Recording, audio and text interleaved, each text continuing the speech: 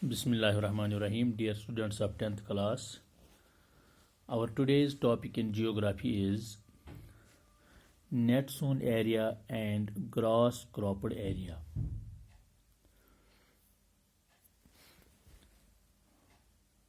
The total area grown with crops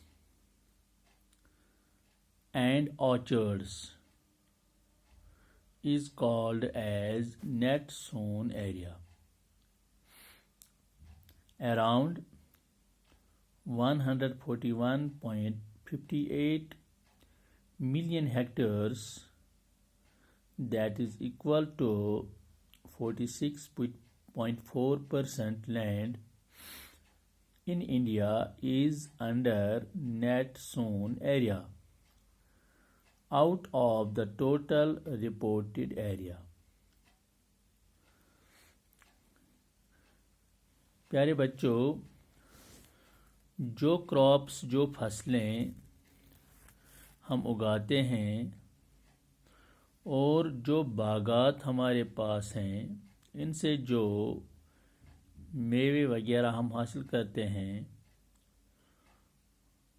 उस फसल के अलावा जिसमें मक्की, धान, गेहूँ, कपास, गन्ना वगैरह, ये सारी फसलें और बाकी ऑर्चर्ड्स, जो बागात है, जिनमें सेब हैं, खुबानियाँ हैं, आड़ू हैं, संतरे हैं, केले हैं, आम हैं, या बाकी जो मेवे हैं, जितनी सारी ज़मीन पर ये चीज़ें उगाई जाती हैं, इसको कहते हैं नेट सोन एरिया. जब हम इसकी परसेंटेज देखते हैं, ये टोटल हमारा ये 141.58 यानी कि 141.58 मिलियन हेक्टेयर जो हैं, ये एरिया जिस पर ये चीज़ें उगाई जाती हैं, और ये बनता है टोटल 46.4% लैंड जो हिंदुस्तान में है, जिस पर ये चीज़ें उगाई जाती हैं. इसलिए इसको नेट सोन एरिया कहा जाता है. Then we have, my dear students, gross cropped area. It represents the sum total of area under crops.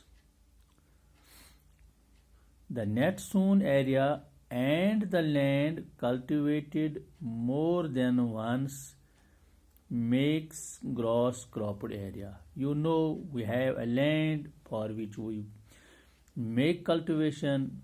We cultivate the land once in a year, and then we let it free till it becomes fertile again after a year or 2 or 3. Such land which is used once, it is also included in the whole this cropped land, gross cropped area. That is why it is known as gross cropped area.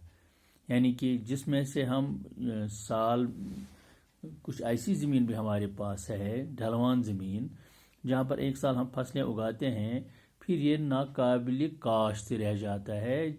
उसकी fertility जब दोबारा हासिल हो जाती है 2 साल 3 साल के बाद, फिर हम इसको दोबारा इस्तेमाल करते हैं, रीयूज़ करते हैं.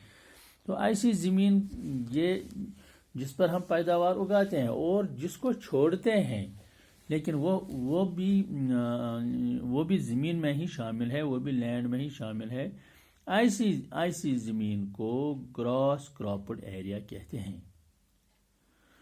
तो dear students, now it is clear that there is difference between net sown area and gross cropped area. So this was our today's topic. Let's go ahead tomorrow inshallah. Thank you very much.